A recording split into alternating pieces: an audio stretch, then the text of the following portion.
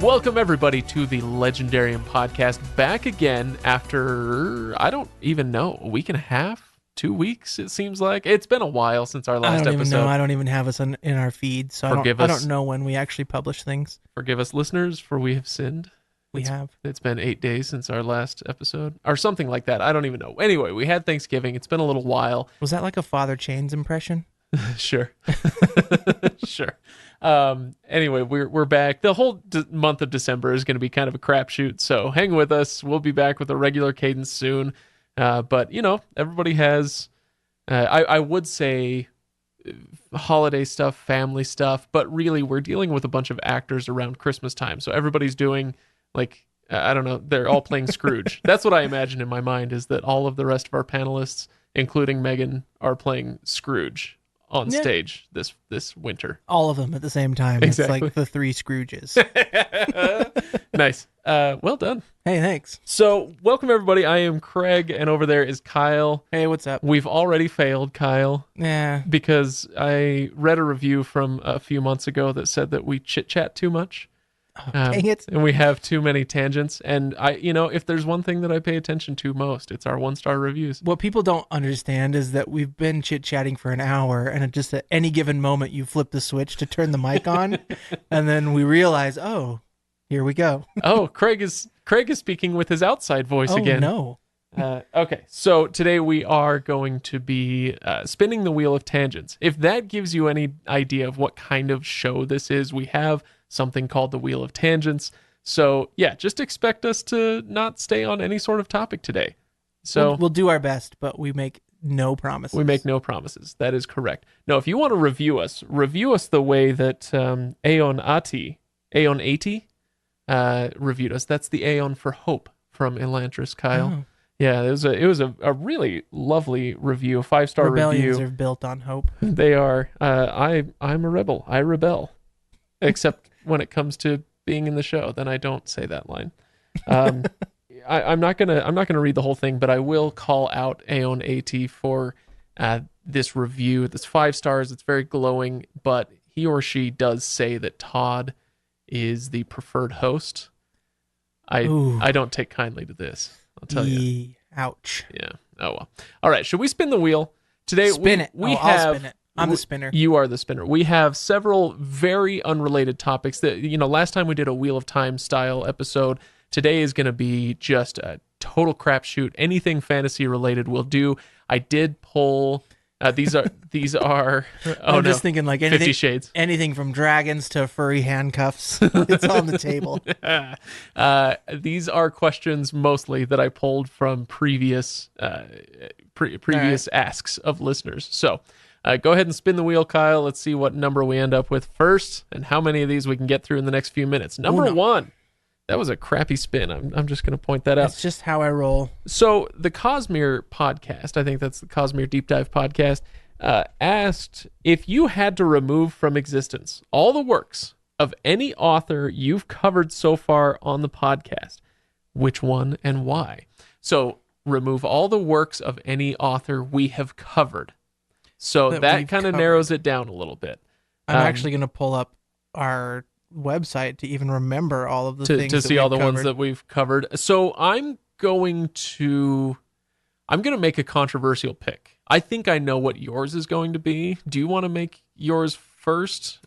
Yeah, I mean, I feel bad. I feel like that's a really harsh thing to do. I know. Because I harbor no ill will toward any author. This isn't just about you. You're removing it from existence. No one gets to read it anymore. Maybe from my brain would be fine, but like there are plenty of people that love stuff that I just don't care for. Okay, what would yours be then? I mean, if you've listened to the show and you've heard me complain about this, I would probably take away the Farseer or Robin Hobb. Robin Hobb, it's got to be an author, not... It got to be an author. And again, no hard feelings towards Robin Hobb, no hard feelings towards fans of Robin Hobb.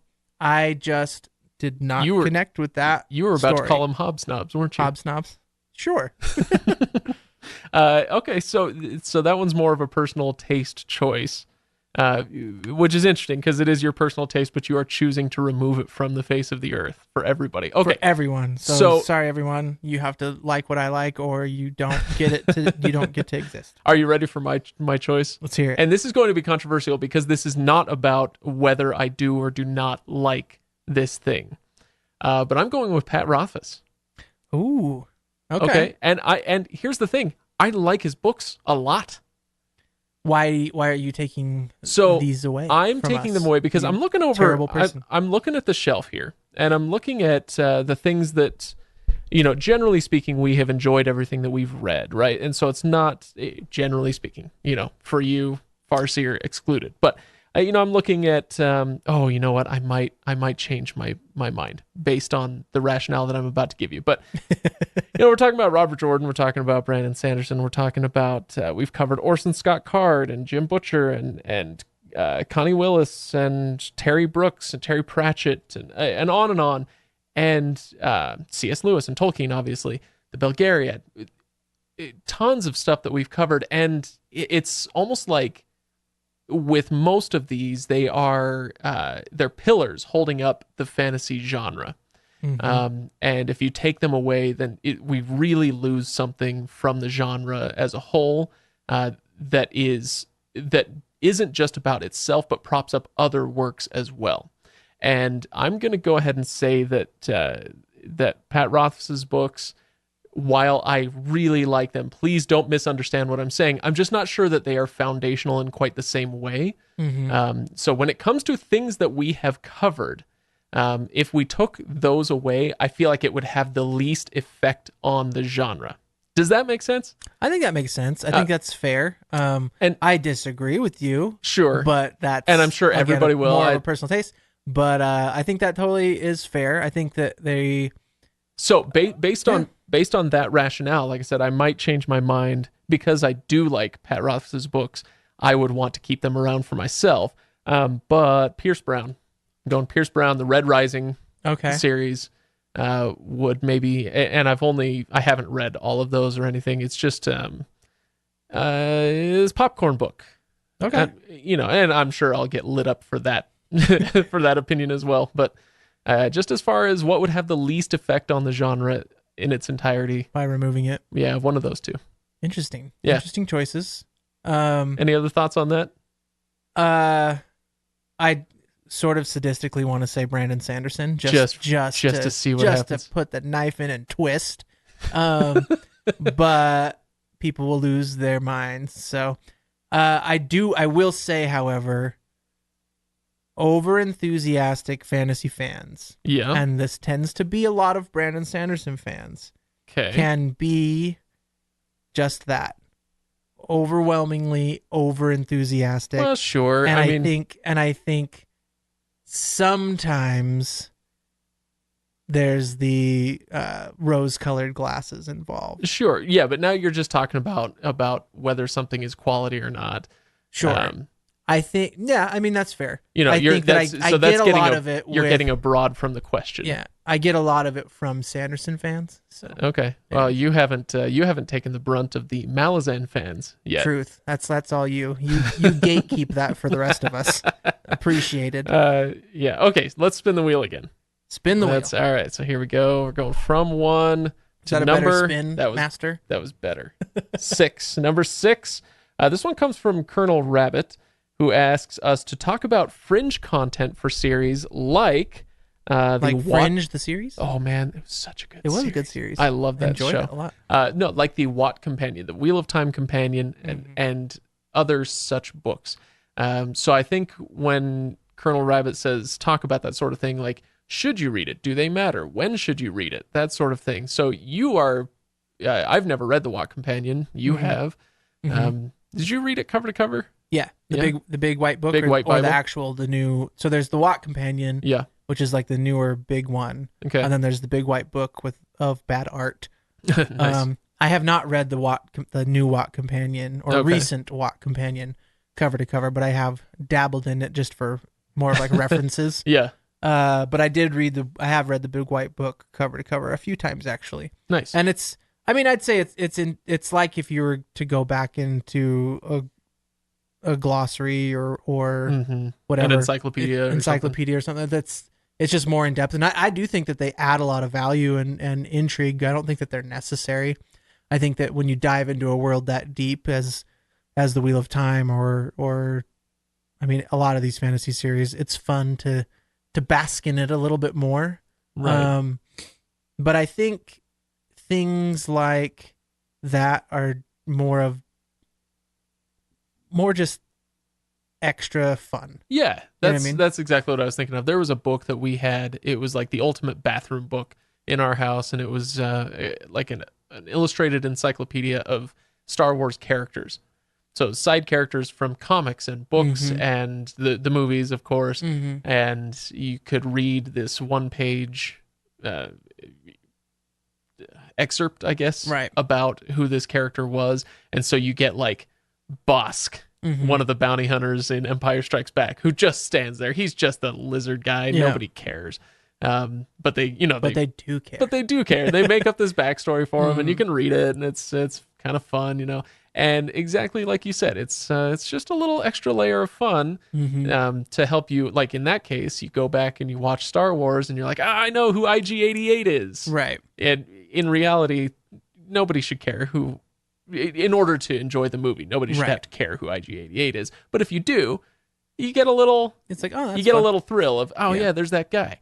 I don't think all authors do a great job of disconnecting those completely. What do you mean? Oh, so like not relying on those. So like, if I read Wheel of Time, or Harry Potter, and they want to come out with some of these like fringe pieces and auxiliary content where it's like, this is extra, they tend to lean on it and make it canon. Some people do. And so you're thinking of Rolling, it sounds like. Right. That and I think that I actually think that fans are worse at this than authors. That like you have to have consumed everything. Right. Otherwise, one, you're not a true fan, and two, you just don't understand the story. But I do think that there's a fine line, and I think that sometimes because you've got things like the Silmarillion or the Big White Book, or even things like maybe on a lesser scale, like the Care of Magical Creatures book she wrote for Harry Potter and all that kind of stuff. It's like, well, if you don't have this context, then you just don't understand what's going on in the story, or you just aren't getting the full effect. Right. Now I see what you're saying. And I don't think that that's true.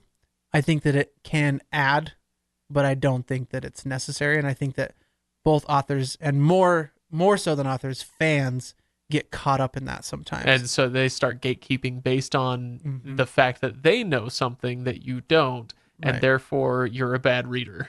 Yeah, or something. And not even necessarily that, but just therefore you don't actually have the full story. Right.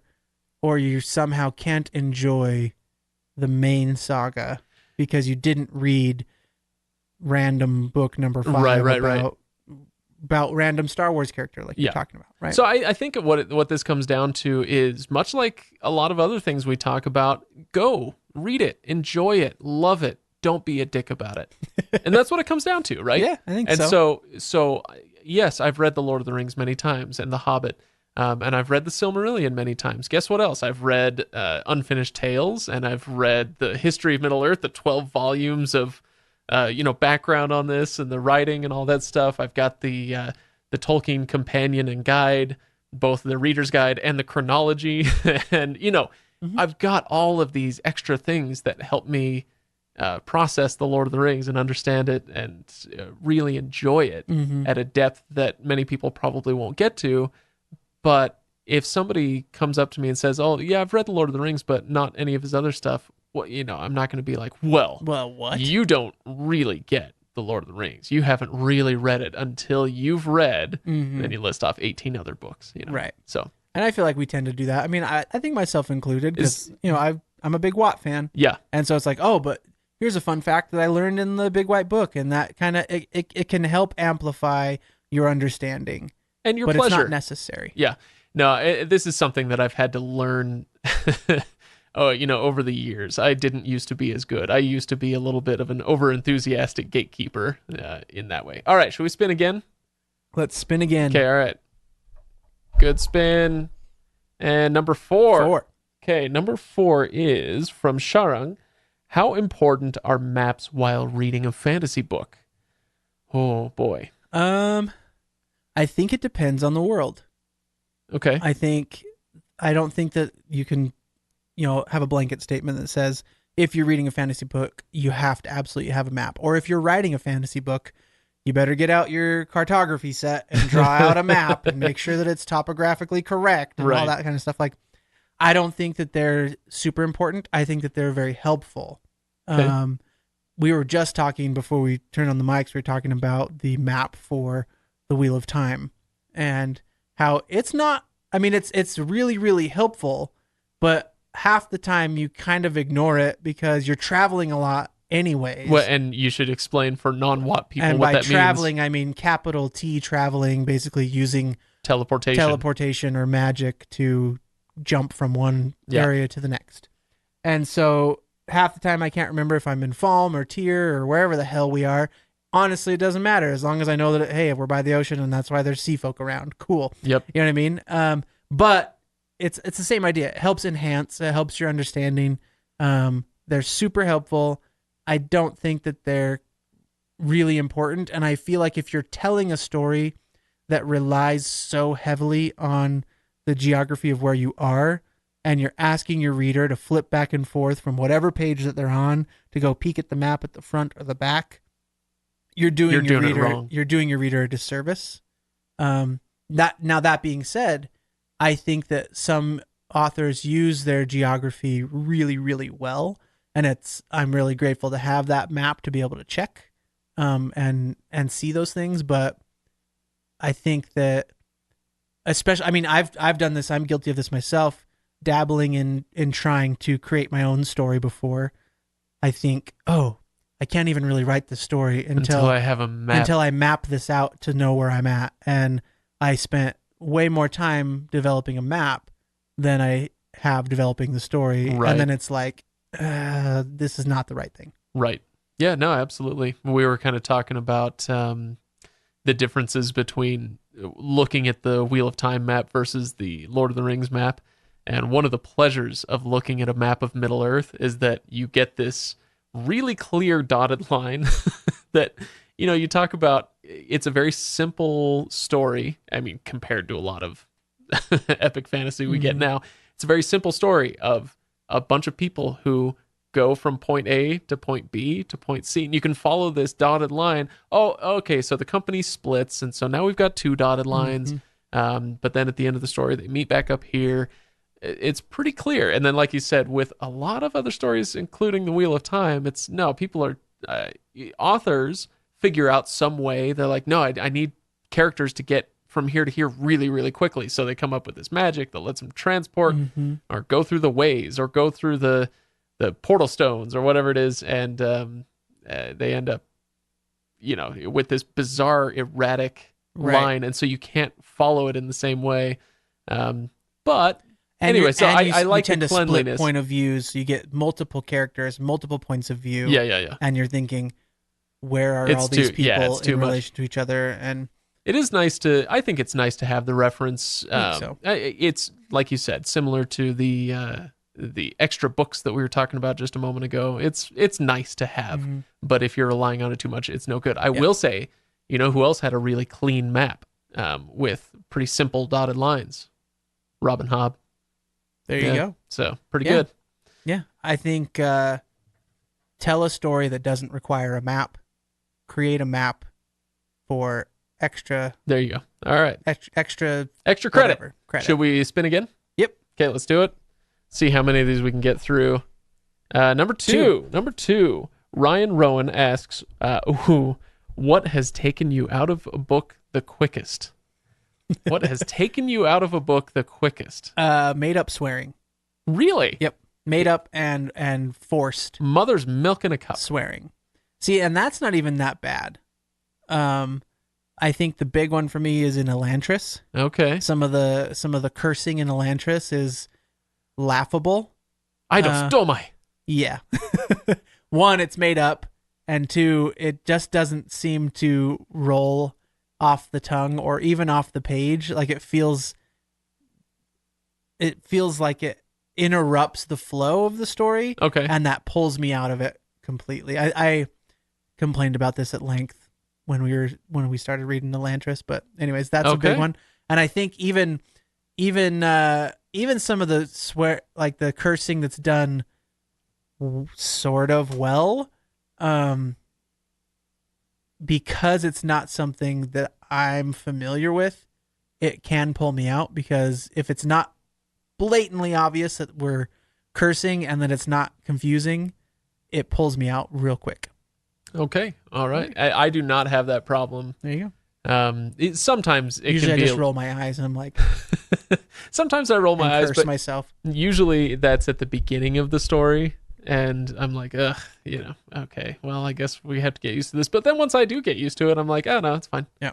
I think it would take me out of the story quicker if they used regular cursing in a story that had nothing to do with modern day Earth. So what about like in what's the story I'm looking for? Scott Lynch. Gentlemen Bastards.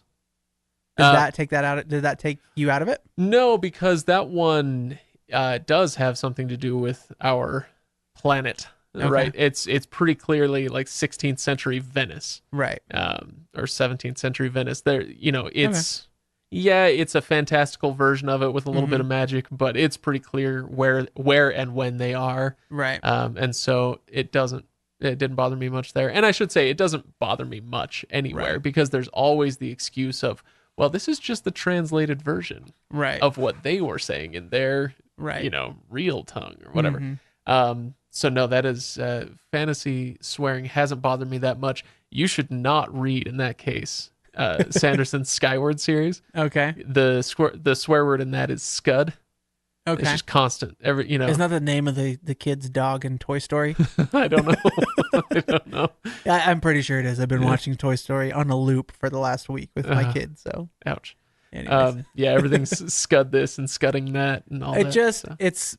It's interesting to me, because I know that Sanderson himself is probably not a curse word user in his everyday life. Yeah. And so I think that's what prickles the hair on the back of my neck a little bit, where I'm just like, if you want to swear, just swear, damn it. And if not, then don't. Yeah. No, I got you.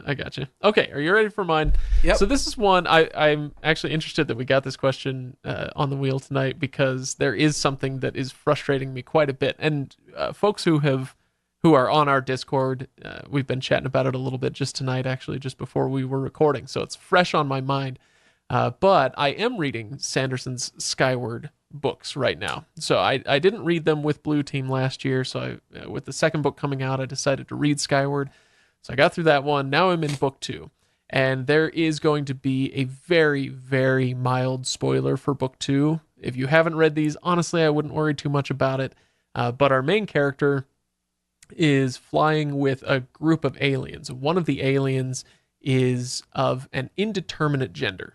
It's a species so alien that their version of reproduction is completely different, and so it's like the two beings. I'm just enjoying, literally merge. Yeah, you're enjoying my hand motions. Yeah, watching you try to physically demonstrate this with your hands. This isn't even that kind of. How does alien reproduction work? Show me on your hand where the alien reproduced on you. No, that was weird. So. So they come together and literally one being is two halves, is made up of two other beings, and so it's like split down the middle, half one, half the other, and so they don't have a gender in the same way, because they don't reproduce sexually the way that we do, right? Anyway, and so the main character constantly refers to that alien as they, using they as a first-person singular. Now, I thought when I first came across this, toward the beginning of the book, I was like, oh, well, that's a little jarring, but I'll get used to it. Nope. No. And it is, I'm about halfway through the book now, and it is driving me up the wall. Is it because you're not connecting? Like, not that you're not connecting, but you're just not used to reading they as a singular form? No, because I do use it sometimes myself. Sure. Sometimes it does seem like it's the appropriate thing to do. So I'm not making a grammatical originalist argument here or anything like that. I'm certainly not making a political point, because when I brought this up on Discord, immediately it turned to transgender politics and that sort of thing. This is not about that. It's literally about, it is confusing as hell to get through it. It's paragraph after paragraph where they could mean just about anything at any given time. And so you have to, I'm not used to my brain having to go back on the sentence that I just read and figure out what they referred to after I'm done reading. Agreement. Yeah, exactly. After I'm done reading the sentence. And so in context, it's just driving me up the wall. Interesting. Yeah. That's actually really interesting, because I've never considered that from a literary standpoint of how you'd keep track of that. If you've got, like you said, there could be they referring to multiple things, right, even within the same sentence. Right. And so interesting. Yeah, because she's flying with a group. There's like 5 or 6 of these aliens all flying together, and so sometimes they refers to the group, and sometimes they refers to that character. Yeah, and you never quite know until you're hip deep in the paragraph what you're dealing with. So as the linguistics guy, how would you solve that? That's the thing. I've only been thinking about this kind of for the last day or two. Do you give an alternate spelling of they, so visually on the page it's representing something different? Nope. I may not be a hardcore originalist, but I do think that the efforts to create new pronouns are stupid. Okay. Not just language doesn't work this way. Language is an organic thing, and it's just, that's stupid. Okay. Anyway, again, it's not a political point. I know that some people are going to come after me, and that's not what I'm saying. I'm not, blah, blah, blah. Caveat. Sorry, I didn't mean to get you in trouble. No, that's fine. I mean, I brought this up. Anyway, so there you go. Let's spin the wheel again. We've got a few more minutes. Yeah, we're good to go. We got all night. Number 8. Maybe not all night, but we got a while. This is your suggestion. Which was, yeah. Which fantasy weapon would you choose to wield? Which would you choose to wield? This is my question, sir. I am the questioner. I know. A white cloak questioner. I'm going to go with, okay, if I had to choose one weapon, my first instinct is to say lightsaber. Right. Because it's dope. Yeah. And I don't think that is a wrong answer in any way. I think that's a great answer. But my favorite weapon that I think would be the most devastating and interesting and heartbreaking and all of these things would be the Sword of Shannara. Okay. So for those who are unfamiliar with the Sword of Shannara, I'm not going to spoil the story itself, but I'll tell you about the sword. Essentially, if you draw the sword, if you are touched by the sword, if you're struck by the sword, what it does, it's not about the physical damage it inflicts, but it makes you confront the truth about yourself, the absolute unvarnished truth. And so some people can handle that and some people cannot. And so if you're pure of heart or whatever, it's not that you've never made any mistakes or anything, and you are going to have to confront those, but can you confront those, the actual truth about yourself, and come out the other side knowing, because we all tell ourselves lies about ourselves and about those around us, that may be comforting lies or necessary lies, what we think are necessary lies. What would happen if we all had to deal with the actual unvarnished truth? And I would like to see. Can't handle it. I would like Tom to see. Cruise can't handle it. I would like to see what would happen there. All right. So the Sword of Truth. Yeah, Sword of Shannara. I think the Sword of Truth is Terry Goodkind, and I'm not going with that one. No, not that one. Yeah. What do you choose? I mean, lightsaber would be sweet. I think that's a different thing. I think I'm torn between the Sai, because Raphael's dope. I do love the Sai. There's the strong Sai, and the emo kid Sai. Okay, sorry. What would you choose? I think I'm torn between the quarterstaff. Okay, which I think because you love Matt. I do love Matt, but I also love Donatello. Oh yeah. And it just seems more useful in a practical sense. You can use it as a weapon, but you can also use it for other things. I went on a 50-mile hike when I was 15 years old, and I took the bow staff because I had a bow staff because I was 15 years old, and Of course awesome. You did. Of course best you did. walking stick I ever had. Of course. Yeah. Probably that or a bow. A bow, like a bow and like arrow. a bow and arrow, like Okay. like Lego style. Nice. I feel like ranged weapons I would be much more comfortable with. Stay away from me, please. Than the melee hand-to-hand combat weapons. Coward. I mean, I'm more of a sniper than a warrior. You'd rather be an alive coward than a dead hero. Exactly. The longbow was the epitome of warfare for a long time for a reason. Yeah. Okay, so I think I'm going with that. Let's spin again. See if we can make our way through. Let's see if we've managed not to get any repeats. Number 7. This is impressive. Okay. This one is talk about the new shows that are out these days. So new shows. We are recording this in December.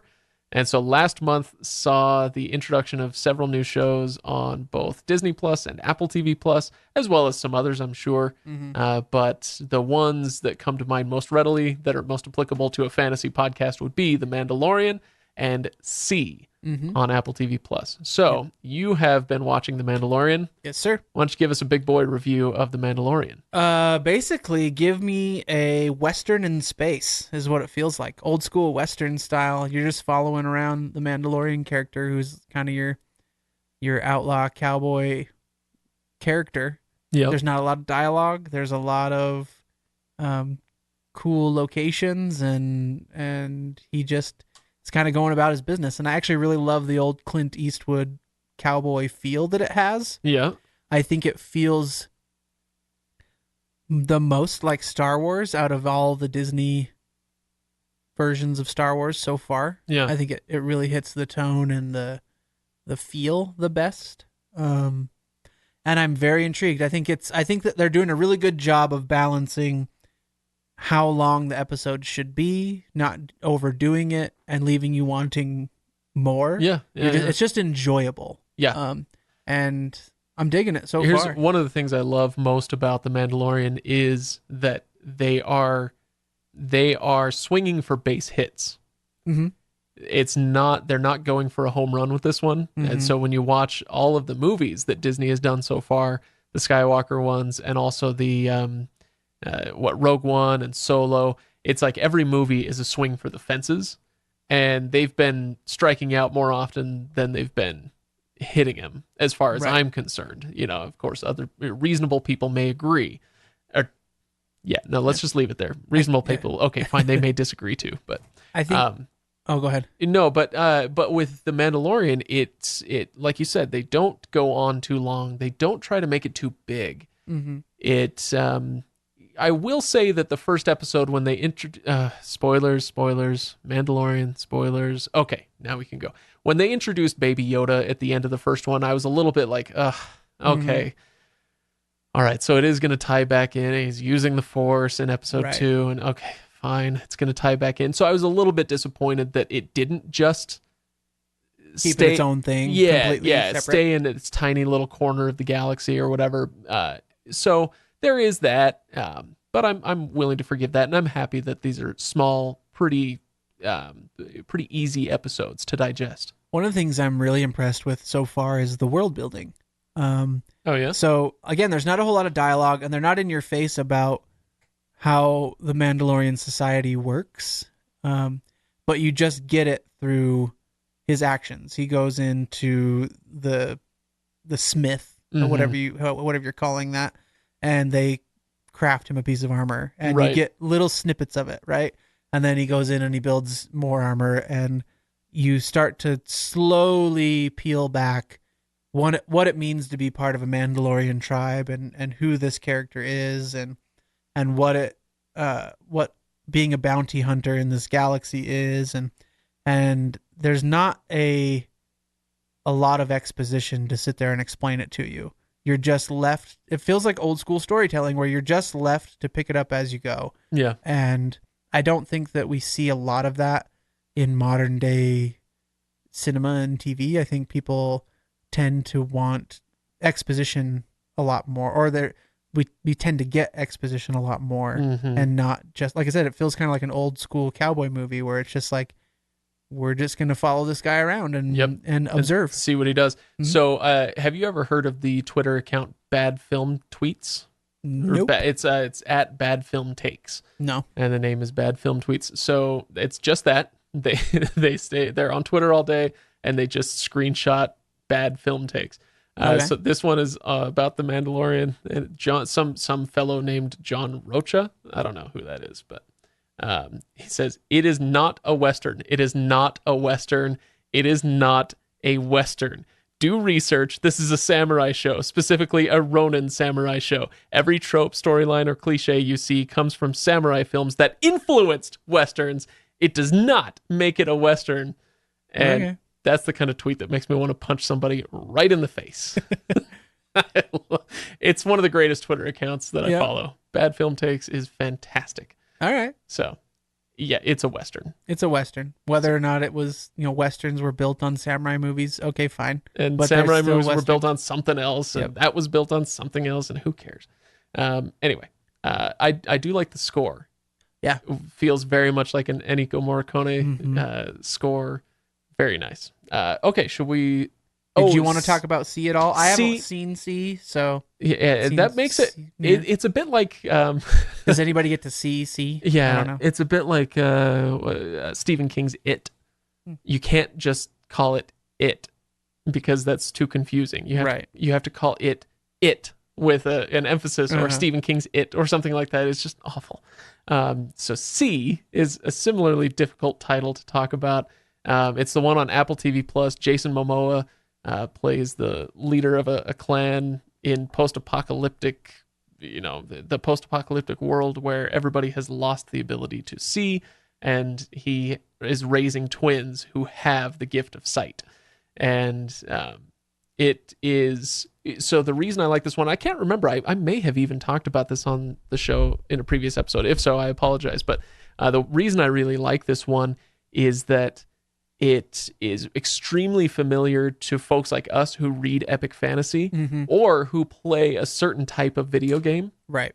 Where you're not given a ton right up front. You are introduced to a character, and then a world unfolds as you go through it. But it takes a long time to do it. And so you're introduced to this character, and then they meet these characters, and pretty soon you have a merry band of however many people. And different POVs and whatnot. But it in this case, it takes like 3, 4, 5 episodes before you're finally starting to get an idea of where this story is going. And the show didn't get a lot of love critically, and I think that might be part of why, because people aren't used to consuming a story in that way. But we are, and many of our listeners are as well. And so I think this one, if you haven't given it a shot yet, go give it a shot.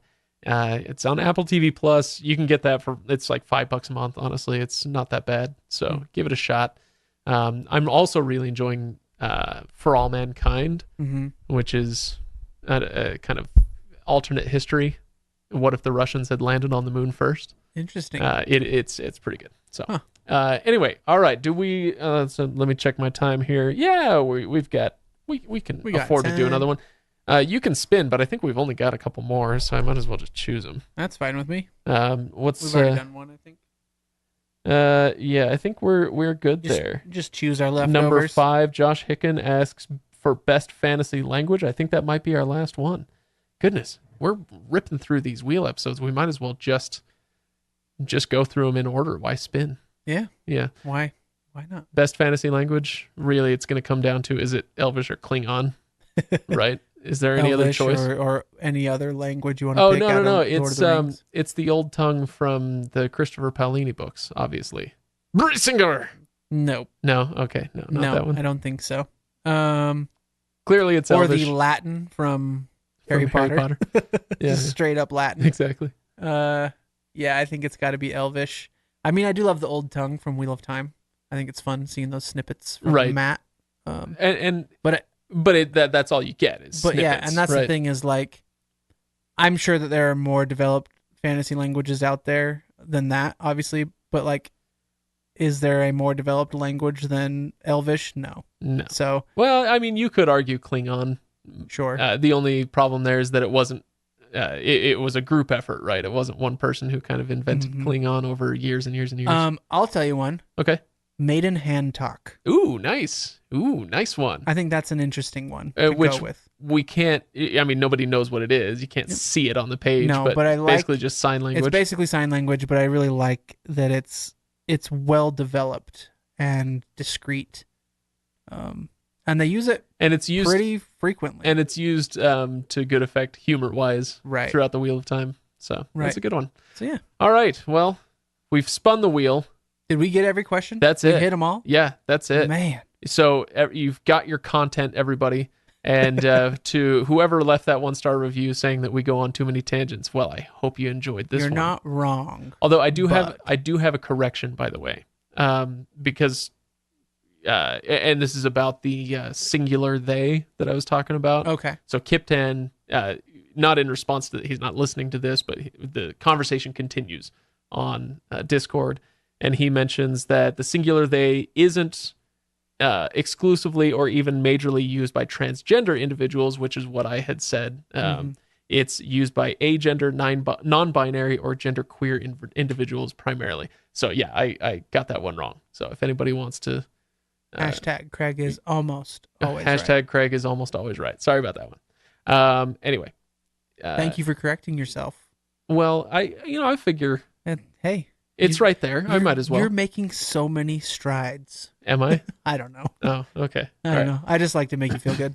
So, the only other thing I wanted to mention is that if you haven't recently, go to thelegendarium.reddit.com, partly because there is a link there to a survey that I wanted people to take. We are mulling the possibility of doing I don't want to call it a convention, but it would be a gathering, a Legendarium gathering, an event of some kind where instead of spending our money to go to a single place where we might meet one or two of you, we put on an event where hopefully more people can come to us and meet each other, fellow listeners, meet the panelists, that sort of thing. And I'm trying to gauge people's interest in such an event. And so go check out that survey. You can find it linked. Again, that's thelegendarium.reddit.com. You can find it linked there. Just go. It takes 60 seconds. Let me know what you think of it, what you'd be most excited about. And then if I feel like if enough people sound like they're interested, then we'll start talking about, okay, so when do we do it? Where do we do it? One leading contender would be trying to do something to coincide with the Stormlight number 4 release. Which would presumably be coming up in late 2020, something like that. But maybe we find some other possibility. So anyway, go check that out and leave us a nice positive review on iTunes. We really appreciate those. It does help give us a little morale boost, but it also it helps people find us on iTunes and that sort of thing. So do that for us. And gosh, what am I forgetting? Patreon.com/legendarium. And we'll see you next week. See ya.